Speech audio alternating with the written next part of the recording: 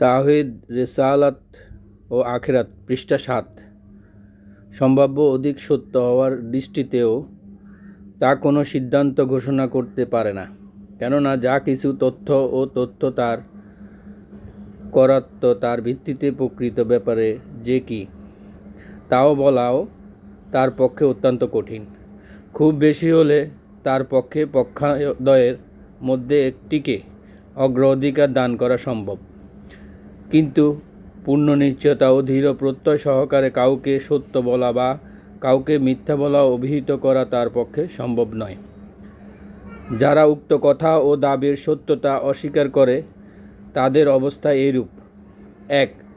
প্রকৃত নিগূঢ় সত্য সম্পর্কে তাদের মতাদর্শ বিভিন্ন। কোনো একটি বিষয়ে তাদের মধ্যে বিভিন্ন ক্ষেত্রে মতবৈষম্য দেখতে পাওয়া গেছে। 2. তারা নিজেরাই একথা বলে যে প্রকৃত সত্যকে জানার জন্য বিশেষ কোনো জ্ঞান সূত্র ও তাদের মধ্যে বর্তমান নেই। তাদের মধ্যে কোনো কোনো দল শুধু এতটুকু মাত্র দাবি করে যে তাদের আন্দাজ অনুমান অপর লোকদের আন্দাজ অনুমানের তুলনায় অধিক গুরুত্বপূর্ণ। এছাড়া আর কোনো জিনিসেরই তাদের কোনো দাবি নেই, কিন্তু তাদের ধারণা অনুমানগুলো যে নিছক ধারণা অনুমানই, এর বেশি কিছু নয়, সে কথাও সকলে এক বাক্যে স্বীকার করে।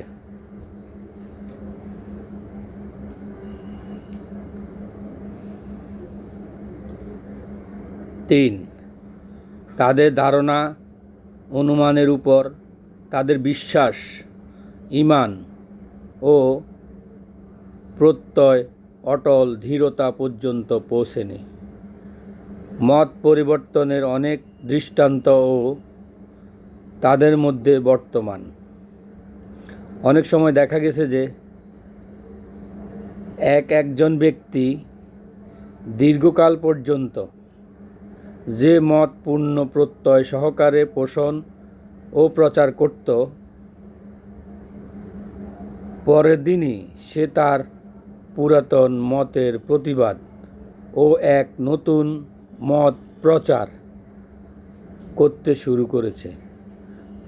বয়স, জ্ঞান, বুদ্ধি ও অভিজ্ঞতার ক্রমোন্নতির সাথে সাথে প্রায় তাদের মত পরিবর্তিত হয়, তা এক প্রমাণিত সত্য।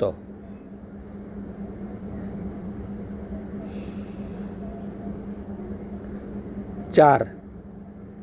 উপরোক্ত কথা ও অস্বীকারীদের কাছে এক থাকে। অস্বীকার করার সপক্ষে এতটুকু মাত্র যুক্তি রয়েছে যে তারা নিজেদের কথার সত্যতার অনুকূল কোনো সন্দেহযুক্ত সুনির্দিষ্ট প্রমাণ পেশ করতে পারেনি। তার সেই গোপন তাদেরকে দেখায়নি যার সাথে এ বিজলি বাতি ও পাখা ইত্যাদি যুক্ত রয়েছে বলে তাদের দাবি করে। বাস্তব অভিজ্ঞতা ও